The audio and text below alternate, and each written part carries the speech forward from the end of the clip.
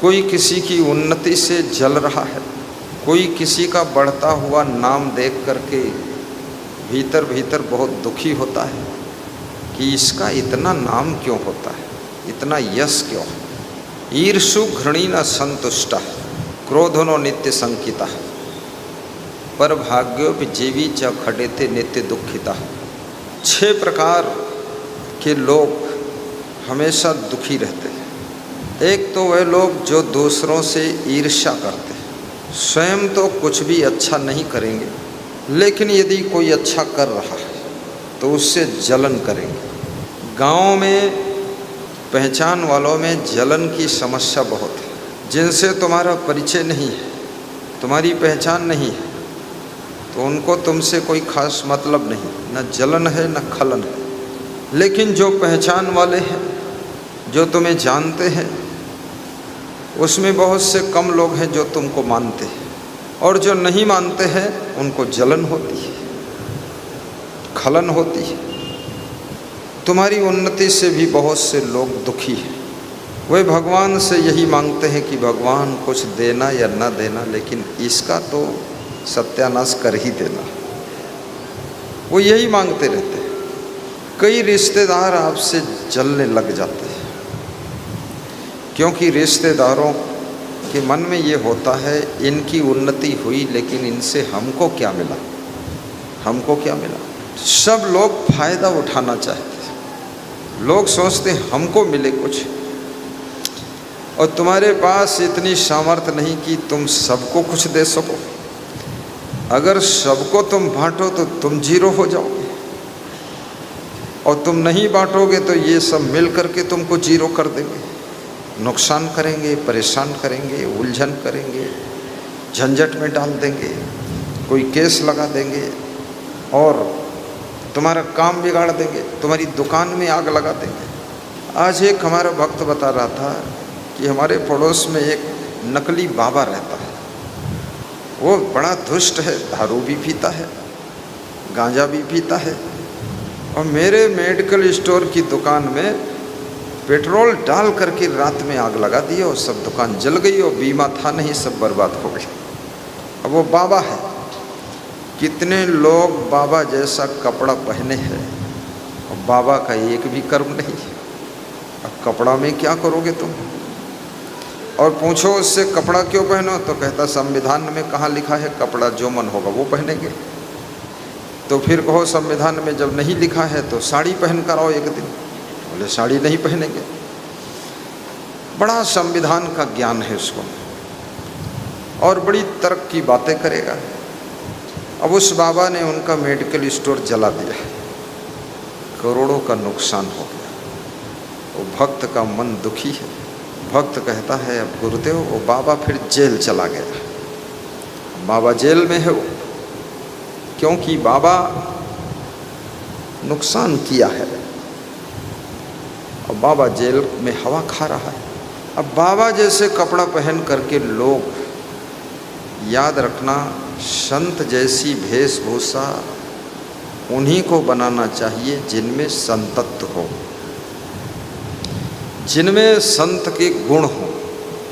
संत जैसे कपड़े पहनना, लेकिन संत जैसा त्याग, वैराग्य, साधना, तपस्या, ब्रह्मचर्य, सद्गुण, सदाचार, ये सब नहीं है,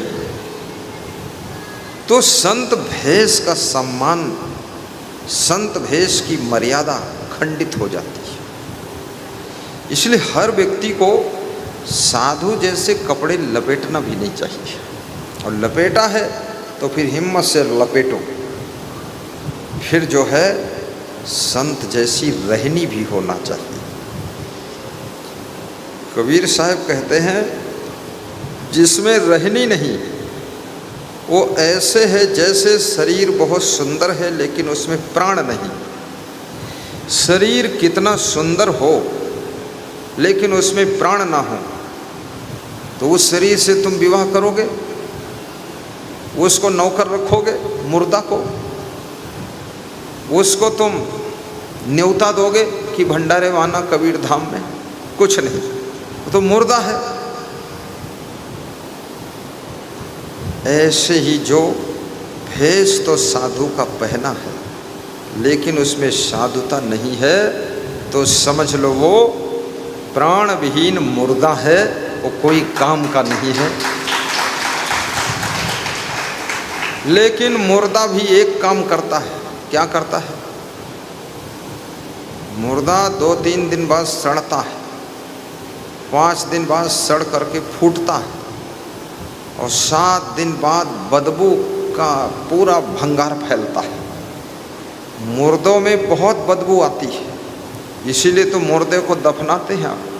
नहीं तो आप अपने बाप की लाश को सुरक्षित बेडरूम में रखेंगे कि मेरा बाप है, छोड़ूंगा नहीं, आग में जलाऊंगा नहीं। लेकिन बाप की लाश हो या माँ की लाश हो या सास की लाश हो या पत्नी की लाश हो, पति की लाश हो, हर लाश सड़ना शुरू हो जाती है। और मुर्दा जब सड़ता है तो इन्फेक्शन बहुत फैलता है। अगर सड़े हुए मुर्दे के पास में आप रहें तो वहाँ का वाइब्रेशन, वहाँ का पूरा वातावरण इतना दुर्गंधित हो जाता है कि उससे नई नई भयंकर बीमारियाँ फैलती हैं। इसलिए मुर्दे को आग में जला दिया जाता है। सबसे सुंदर अग्नि संस्कार है। मिट्टी संस्कार ये सेकंड नंबर पर है। और नदी में बहा देना, किसी नदी में डाल देना, ये थर्ड नंबर पर है। नदी में बहाने से लाश की और दुर्दशा होती है, पानी में सड़ती है, पानी को विकृत करती है, गंगा जल को भी विकृत करती है। वो गंगा जल लोग पान करते हैं और तुमने लाश डाल दी और लाश सड़ गई और सड़ी बदबू सब पीप मवाद गंगा जल में घुल गया और गंगा जल वो बोतल में भर के लाए और गुरु जी के चरण भी धो दिए। अब ये सब गड़बड़ हो रहा है। और गंगा में फेंकने की जरूरत नहीं। जब गरीबी का जमाना था, लोग बहुत कमज़ोर थे तो नदी में बहा देते थे। लोग बहुत कमज़ोर थे, गरीब थे, धन नहीं था तो गड्ढा खोदकर ऊपर से मिट्टी डालकर पाट देते थे। समाधि बोलते थे, समाधि हो गई। साधुओं में अभी भी समाधि चल रही है। गरीब नहीं है तो भी समाधि। एक बोरी नमक डाल दिया और गड्ढा खोद के ऊपर से माटी डाल दिया। हमारे गुरु का शरीर छोटा तो हमने कहा अग्नि संस्कार कर दो, तो सब परंपरावादी रूढ़वादी बोले नहीं नहीं जौन होत है वह हो जाए। लेकिन मैं चेंज करना चाहता था, क्योंकि गुरु के शरीर को अग्नि संस्कार कर दूं तो हमारा नंबर अग्नि संस्कार में आ जाए। अब हमारा जब शरीर छोटी तो हम कहिबो न करवे कि कौन संस्कार करो, फिर गड्ढा खोद गाड़ दे। उसमें फिर लाश में कीड़े पड़ते हैं और लाश सड़ती है, लाश फूटती है, उसको 6 महीना कीड़े खाते हैं, खूब दुर्दशा होती है।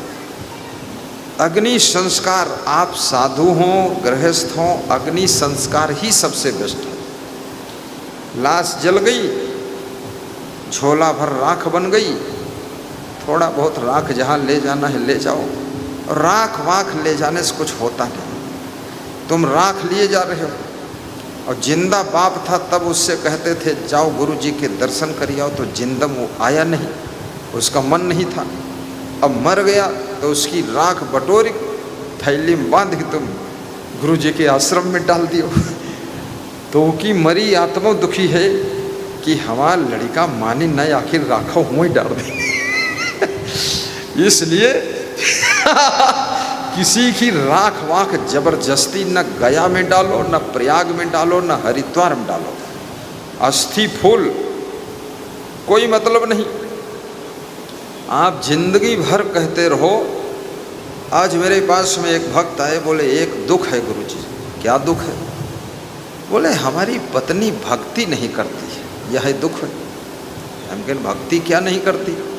बोले उसका तन को मन लगता ही नहीं भक्ति में, न पूजा न पाठ न तुम्हारा प्रवचन सुनी। और 50 बार कह दिए कि चलो गुरु जी के आश्रम पर दर्शन कर लो, कुछ नहीं पता नहीं कितनी नास्तिक पैदा हो गई उदंड, और पैदा हो के इनके माथे पर गई। कहाँ पैदा होते लोग और किसके माथे पर थे, बड़ी समस्या है। ना जाने कौन जन्म क्या कर्म फल भोग है। पैदा होते है बलिया जिले में और माथे पर गए आए बनारस जिले में, हुआ चिरकुट बनाए हैं, सब गंदगी फैलाती है, भक्ति नहीं करती। और जन्म हुआ शाहजहानपुर में और शादी हुई सीतापुर में, और वहाँ पति मिला चिरकुट, वो हैरान किए है। इतनी दूर कर्म का फल भोगने के लिए उस आत्मा को शाहजहानपुर से सीतापुर आना पड़ा। और वो स्त्री की शादी हुई तो बहुत मंद मंद मुस्काती थी कि सजनी सज के चलो ससुरे सजनवा करिए प्यार, और सजनवा हुआ लेहे बैठे कटार। और वहाँ बहुत सजा मिली। शाहजहानपुर से सीतापुर में सजा भोगने आई सजनी। अब सजना और सजनी, विधुना विधुनी, मार काट। अभी तो कलयुग में समय बहुत खराब आ रहा है, बहुत समय खराब आ रहा है। कितनी विवाहित स्त्रियों ने अपने पति की हत्या किया है। ये 2025 में कुछ ज़्यादा ही ये गलत समाचार सब आ रहे हैं। और कितने पुरुषों ने अपनी विवाहित पत्नी की हत्या कर डाला, मार डाला, जला दिया, मोड़ काट दिया। और कहाँ ले गए घुमाने के लिए, उसको शिमला में ले गए और शिमला में उसको मारकर फेंक दिया। अब हनीमून मनाते, हनीमून, और हनीमून तो हुआ नहीं, मूड उनका हन दिया, मूड ही हन गवा। मूड हनी नहीं तो हनीमून मनाते। अरे मूर्ख, हनीमून वहाँ मनाने क्यों जाता है? ये नौजवान लोग जो नए नए लड़के हैं, नई नई लड़कियां हैं, नई नई बहुएं हैं, पक्के मूर्ख वहाँ हनीमून मनाने जाते हैं। जंगल बंगल में हनीमून मनाते। हनीमून में कुछ नहीं, 1-2 लाख रुपये बर्बाद करके होटलों में सब गंदा फंदा खा करके बदतमीजी करके। अब ऐसा हो गया, हनीमून मनाने जाओगे तुम्हारा मूड हन दिया जाए, लौट गई भाई नहीं करिए, उधर हनीमून मनावत रहो तुम। और हनीमून मनाने की जरूरत नहीं, अपने घर में रहो, माँ से प्रेम करो, माँ की सेवा करो, सासू की सेवा करो। हनीमून में क्या रखा है? मेरे को तो कहीं घूमने की इच्छा ही नहीं। सत्संग के कारण मैं जाता हूँ, और जहाँ जाता हूँ वहाँ भी कुछ देखने का मन ही नहीं। न मंदिर, न मस्जिद, न पहाड़, न जंगल, और न तो झरना, न कुआं, न फूट कुआं, कुछ नहीं, बवाल फालतू, न नदी नाला, कुछ नहीं। कुछ लोग मैं देखता हूँ, साधु भी बहुत मूर्ख है, डौंडियात घूमत है इधर उधर, कहूँ हुआ घूमत है, कहूँ हुआ घूमत है। अब कुछ साधु ऐसे मूर्ख मिल जाते हो, हमको घसीट ले जाते जबरदस्ती, बवाल फालतू। मेरा तो दुनिया का कुछ भी देखने का मन ही नहीं, जो ज़रूरत है बस उतने। नहीं देखने की चाह है, नहीं सुनने की चाह, नहीं सूंघन की चाह है, केवल तन निर्वाह। मैं केवल भक्तों को देखना चाहता हूँ, संतों को देखना चाहता हूँ, और क्या देखना है? बाकी मैं खुद को ही देखना चाहता हूँ कि मैं क्या हूँ, मैं क्या हूँ, मैं कौन हूँ, मैं क्या कर रहा हूँ, मेरे आचरण कैसे हैं। अपने को जिंदगी में कोई विरले व्यक्ति देख पाता है। दुनिया देखते देखते जिंदगी खत्म हो जाती है और खुद को देखना अधूरा रह जाता है। अपने को देखिए। बोलिए सदगुरु भगवान के जय, सदगुरु कबीर साहेब के जय, सदगुरु क्षमा देव के जय हो। स्वयं को देखिए, बड़ी खुशियां प्राप्त होंगी जिस दिन आत्म साक्षात्कार करोगे, स्वयं का दर्शन करोगे, स्वयं का बोध होगा, खुद का एहसास होगा मैं कौन हूँ।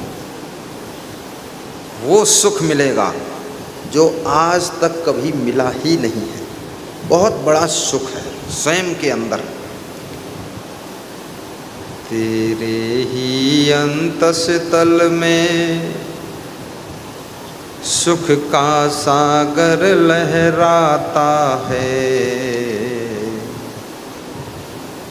आप कहीं घूम लो, अंत में आप अपने घर में ही आओगे। चाहे जितना चक्कर काटो, 2-4 दिन बाद, महीना बाद, 2-4 महीना बाद घर आओगे। हो सकता तुम्हारी लाश घर आवे, या हो सकते तुम जिंदा ही वो न करो। घूमिए, खूब चक्कर काटिए। तेरे ही अंतस्तल में सुख का सागर लहराता है, पर तू विपन्न हो करके दर दर ठोकर खाता है। पर तू विपन्न हो करके दर दर ठोकर खाता है। सुख ढूंढ रहे तुम वन में, जंगलों में सुख ढूंढने गए थे, वहाँ मौत मिल गई, सुख तो मिला ही नहीं। सुख ढूंढ रहे तुम वन में, गिर गहवर के कंदर में, पर पता नहीं तो पाया वह है तेरे अंदर में। पर पता नहीं तो पाया वह है तेरे अंदर में। अंदर में जब आपकी शादी होती है, माता पिता की इच्छा होती है, घर वालों की इच्छा होती है कि अब घर में रहें, हमसे मिलें, हमारे पास बैठें, बोलें, बतलाएं, प्रेम बढ़े। तो ये कुछ नहीं हुआ, वो हनीमून चले गए। ये सब कुछ नहीं। माँ इंतज़ार कर रही थी, बहुरिया थोड़ा पास हम बैठी, और बहुरिया हनीमून मना रही, और वहाँ जाए के अपने पति के मोड़ो हनी दी से लौट के जिंदगी लड़का नहीं आवा है। और वहाँ कोई दूसरे सुअर के साथ घूम रही है। सुअर ना शकल ठीक है, ना अकल ठीक है, ना बुद्धि विवेक है। इतना सुंदर पति था, उसको मार डाला, और सुअर जैसा कोई गदहा का ढूंढ के उसके साथ भाग गई। कितने मूर्ख लोग हैं। अपनी माँ से प्रेम कीजिए, सुख मिलेगा। भाई से प्रेम कीजिए, सुख मिलेगा। अपनी पत्नी से प्रेम रखिए, सुख मिलेगा। बच्चों से प्रेम कीजिए, सुख मिलेगा। अपने घर से प्रेम कीजिए, सुख मिलेगा। अपने घर के जो पेड़ पौधों हैं उनसे भी प्रेम रखिए। एक एक पौधे को संभालिए, आनंद लीजिए, सुख प्राप्त करिए। आपका घर, आपका आश्रम स्वर्ग से कम नहीं है, स्वर्ग से कम नहीं। मन लगाकर प्रेम पूर्वक श्रद्धा से घर बनाइए। मेहनत करके बड़ा सुंदर घर बनाइए। जैसी क्षमता है वैसा अच्छा से अच्छा बनाइए। घर में प्रवेश करो, आपका मन ऑटोमेटिक खुश होना चाहिए कि वाह बहुत सुंदर घर। मैं तो जब किसी सुंदर घर में भक्त के यहाँ प्रवेश करता हूँ तो मैं 3 दिन अगर वहाँ रहता हूँ, तीनों दिन बहुत खुश रहता हूँ, लेकिन चिंता ये रहती चौथे दिन घर छोड़ना पड़ेगा। घर छोड़ने का जिस दिन नंबर आता है उस दिन थोड़ा असमंजस पड़ता है, या फिर जाना पड़ेगा, सामान उठाना पड़ेगा, गाड़ी में लादना पड़ी और यहाँ से 300 किलोमीटर जाना पड़ी। कोई उपाय नहीं कि जो यहाँ रह पाई। अब वहाँ रह नहीं सकते क्योंकि प्रोग्राम आगे लगा, वहाँ रह नहीं सकते क्योंकि उनकी बहू दुई आई रही, वहाँ रह नहीं सकते हैं क्योंकि घर छुआट है, मगर घर वाले तो पड़ोसी घर रहे। आज एक सज्जन मुझसे कह रहे थे, भक्त जी जब आप आओगे तो हम लोग पड़ोसी घर में रहेंगे और तो आप हमारे घर में रहेंगे। तो मैंने कहा ऐसा कुछ हो जाए कि आपो के यार घर सही रहे, हमारे लिए बना दो। कहीं एक ही जने के लिए बनी, जब तुम रही हो तो हम न रही भी, हम पड़ोसी के यहाँ गठबंधन बनाएंगे। भक्त का घर इतना सुंदर हो। गुरु जी भी 2 मंजिल में समा जाए और ऊपर 2 मंजिल में तुम्हारा परिवार समा जाए, या ऊपर गुरु जी समा जाए तो नीचे तुम समा जाओ। समा जाने का मतलब धरती में थोड़े समाना है, उसी में एडजस्ट हो जाए, ऐसा सुंदर घर बनाइए। संत महात्माओं को आश्रम भी सुंदर बनाना चाहिए, साधु संत को। कितने साधु संत हमको मिलते हैं, कहते हैं हमारा आश्रम साधु शाही है। बादशाही सुनन है, राजशाही सुनन, या साधु शाही कहाँ से आ गए? तो हमने कहा साधु शाही वाला आश्रम जरूर देखेंगे। देखने गए तो वो कबाड़ आश्रम, जहाँ देखो वहाँ गंदगी, जहाँ देखो वहाँ सब फूट टूट पड़ा है। तो हमने कहा ये तो कबाड़ आश्रम है, तुम कबीर आश्रम बता रहे हो। बोले यही साधु शाही है। साधु शाही का मतलब सब चौपट आश्रम है। मैं ऐसा साधु शाही वाला काम नहीं करता। संत बनो तो भी साफ सुथरा रहो, पवित्र रहो, निर्मल रहो, और भक्तों की सेवा भी अच्छी करो। सब प्रेम पूर्वक आते हैं। कोई बरेली से वीरेंद्र राठौर आ रहा है, कोई सीतापुर से आ रहा है, कोई कुरुक्षेत्र से रवि कुमार आ रहा है, कोई हरियाणा लुधियाना से उमाकांत दवाई लेकर आ रहा है कि गुरु जी को भी एक टानिक पिलावे तो गुरु जी बूढ़े न होए, और भक्तन टानिक पिलावे तो यहू जवान बने रहे, वो प्रवचन सुने हो गुरु जी सुनावे।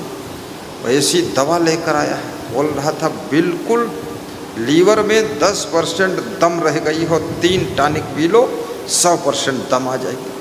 तो मैंने कहा एक दे देना हमको। बोले आप कहें तो कल ही देहनु कहाँ है? उसका नाम था कवच प्राश, मेरे को दिया है। जीवन प्राश में खाता हूँ कभी कभी, हमेशा नहीं। और बादाम प्राश एक बार खाया, बस एक ही बार खाया, 1 चम्मच। उसके बाद उस समझ में कम आया, ज़्यादा दिमाग बढ़ गया। दिमाग लगा खोपड़ी को ऊपर निकल जाएगी। हमने कहा कंट्रोल रहो ज़्यादा। और फिर अब मिला है कवच प्राश। कवच का मतलब क्या होता है? कवच का मतलब होता है कर्ण जो है उनके पास में कवच कुंडल थे, कर्ण के पास। और उस कवच कुंडल को जब कर्ण धारण करते थे तो किसी का बाण उनके शरीर में बेध नहीं पाता था। कोई भी कर्ण को मारे तो मार नहीं सकता था। कवच माने तुम्हारी रक्षा का कवच, सुरक्षा का कवर, वो कवच। तो ऐसा कवच प्राश है जो तुम्हारे शरीर में कोई रोग बेध नहीं पाएगा, ऐसा कवच प्राश। नाम से तो यही अर्थ निकल रहा है। तो मेरे यहाँ रखा है, या कोई साधु ले गवा काबवा नहीं ले गया होगा, रखा होगा। अब उसको मैं किसी दिन खाऊंगा, 1 चम्मच आजमाऊंगा कि कवच मिल जाए तो अच्छा है कवच प्राश। क्योंकि कोई रोग, कोई बीमारी अंदर बेध न सके, अंदर घुस न सके, आवे और लौट चली जाए।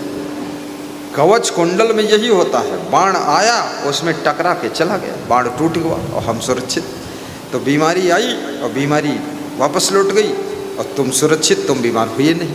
ऐसा वो कवच प्राश, जिसकी इच्छा हो ले लेना, और जिसकी इच्छा हो उसका लीवर वाला बहुत दवा है उनके पास, कंपनी है, खुद की कंपनी बना दिया उसने, होशियार है, प्रेस भी है और श्रद्धा बहुत है। 10-12 लोगों को और लेकर आया है। बोल रहे हैं उमाकांत जी हमारी इच्छा है सब लोग आपके चरणों में जुड़ जाएं, क्योंकि हम जुड़े हमको सुख मिला है, और सब जुड़े सबको सुख मिला। वो जिस भक्त ने कहा था मेरी पत्नी नहीं जुड़ती है, उसकी पत्नी से अधिक प्रियता है, दया है, प्रेम है, करुणा है, कि भक्ति से जो समझ, जो प्रेम, जो करुणा, जो ज्ञान, जो समझ, जो संस्कार मुझे प्राप्त हुआ है, जो सहनशीलता, जो विवेक मिला है, वो मेरी पत्नी को मिल जाए तो जोड़ा एक जैसा हो जाए, तो जोड़ा में कोई रोड़ा ना रहे और स्पीड से गाड़ी चले। ये इच्छा है। और कौन इच्छा है? कोई इच्छा नहीं। हर माँ चाहती हमारे बेटे भी भक्ति से जुड़ जाए, हर सासू चाहती हमारी जो बहू है वो भी गुरुमंत्र ले ले, तो जैसी हम हन ऐसे भाव सज्जन हो जाए। हर बेटा चाहता है हमारे पिताजी भी गुरुमंत्र ले ले। मन में इच्छा है कि पूरा परिवार संस्कारी हो जाए, सुधर जाए, सभ्य हो जाए, शालीन हो जाए। सब लोग गुरु जी के ज्ञान के प्रभाव से गम खाना सीख ले, सहनशीलता आ जाए, प्रसन्नता रहे और सब लोग पुरुषार्थ करें, कोई आलसी न रहे और एक दूसरे का ख्याल करें, प्रेम करें। ये सब बात गुरु जी सिखाते हैं। इसलिए मेरा पूरा परिवार गुरु जी में डूब जाए तो मेरा भी कल्याण हो जाए। परिवार जब सुधरता है तो परिवार के हर सदस्य को सुख मिलता है। परिवार ऐसी चीज नहीं है कि आप दूध की मक्खी निकाल कर फेंक दो ना। पति अगर बिगड़ा है दुख तो मिलेगा, लेकिन बहुत जल्दी छूटता भी नहीं, पिंड छोड़ेगा भी नहीं। कोर्ट में भी केस 10-15 साल चलेगा। कोर्ट वाले भी जल्दी केस फाइनल नहीं करते। अगर केस फाइनल कर दें तो जजों का वेतन कहाँ से निकलेगा। और जो सफ़ेद टाई और काला कोट पहने हैं उनके घर में रोटी कैसे पकेगी। तो वो सब सलाह से काम चल रहा है। 6 साल 10 साल 20 साल तक केस चलता है। जब इधर तुम मर गए तो केस अपने आप ही खत्म हो गया। तुम खत्म, केस खत्म। कितने लोगों का 20-20 साल से केस चल रहा। अब ये पढ़े लिखे जज लोग हैं और पढ़े लिखे वकील हैं और पढ़े लिखे कानून मंत्री हैं और सब पढ़े लिखे हैं, डिग्री पर डिग्री, डिग्री पर डिग्री। लेकिन 10 साल में यूँ फैसला नहीं कर पाए यह जमीन इनकी है कि उनकी है, फैसले नहीं हो पावा। और लड़ाई चलते चलते उमा 1-2 मरी गए, बुढ़ाई को मरी गए, लेकिन फैसला नहीं हुआ। अब यह कौन पढ़ाई, कानून की पढ़ाई करे। गांव के अनपढ़ लोग भी आज तुम्हारे घर झगड़ा होता है, आज ही बैठक करके फैसला कर देते। तो तुम्हारे जज से बड़े जज तो ये लोग हैं, तुमसे बड़े वकील यही लोग हैं। ये बैधुल्ला लोग, अनपढ़ लोग, ये सब समझाए फैसला कर देते। और तुम 10 साल में फैसला ही नहीं कर पाए। और जो फैसला नहीं हुआ तो टेंशन मिलती है, टेंशन, चिंता, असमंजस। घर में जो खुशियाँ आना चाहिए वो खुशियाँ नहीं होती। आधा मन में चिंता वही लगी रहा। देखो मुकदमम का हुई, 6 साल हो गए लड़त लड़त, 1 लाख रुपये लग गवा है। और जौनी जगह पर लड़ाई हो तो वह जगह 50,000 का है। और लड़ाई चालू हुई है। अब लड़ाई शुरू होती है जगह के लिए, लड़ाई शुरू होती धन संपत्ति के लिए, लेकिन अंत में लड़ाई हो जाती है अभिमान की लड़ाई, अहंकार की लड़ाई, स्वाभिमान की लड़ाई। कि जिंदगी भर लड़ी, खेत बेच के लड़ी और इनका हम दिखाई दे भाई लड़ी भी जरूर। और आखिरी तक लड़ते लड़ते लड़ते लड़ते मरी मराई गए लोग और मुकदमा फिर चल रहा है। वकीलों मरीगा, अपने बेटे को समझाए गवा कि यूँ केस तुम बढ़ाए रहो आगे, यह खाए खाए हम जिंदा रहन और मरन है और तू यह हम सब जिंदगी तेरू चल जाई, नालायक जल्दी हल ना करना। अब बड़ी मुश्किल की बात। मैं एक डॉक्टर के यहाँ गया तो उसने कहा मैं सुबह ऑपरेशन करता हूँ और शाम को छुट्टी दे देता हूँ, अपने घर जाओ। तो मैंने उनके अस्पताल में भीड़ देखा नहीं। तो हमने कहा इतना बड़ा अस्पताल है, यहाँ भीड़ उड़ दिख नहीं रही। बोले हम गुरुजी छुट्टी दे देते हैं, यहाँ रखे का फ़ायदा, किरावा पड़े ये वो सब दुनिया भर का, अपने घर आराम से रहें, ज़रूरत नहीं। अस्पताल भी पवित्र है, अपने घर भेज दिया। भले उनको 1000 रुपये कम मिले, लेकिन ईमानदारी से मरीज की सेवा कर रहे हैं। उस डॉक्टर का नाम है डॉक्टर लोक नारायण जी, नारायण ऑप्टिकल्स। अभी 3 दिन पहले उनके यहाँ मैं गया था तो सब देखा, बड़ा अस्पताल और मरीज कोई पहुड़ा नहीं हुआ है, कोई की आँखी वाँखी खोलिन हो या ऑपरेशन करे हो तो पहुड़ा ही हुआ, कोई नहीं, सब